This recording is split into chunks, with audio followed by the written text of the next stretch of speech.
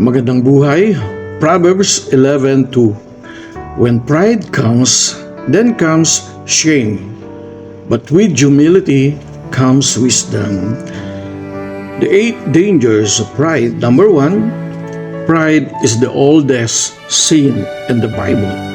Number 2, pride can lead you to backsliding.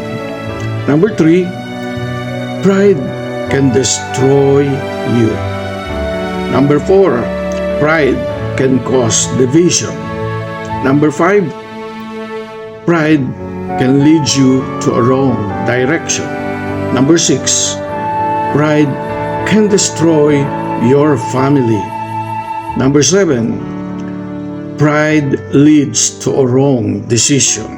Number 8, pride can kill your relationship with God. Alisin po natin ang pride sa ating buhay bilang isang leader mananampalataya. God bless po at mabuhay. Follow and share.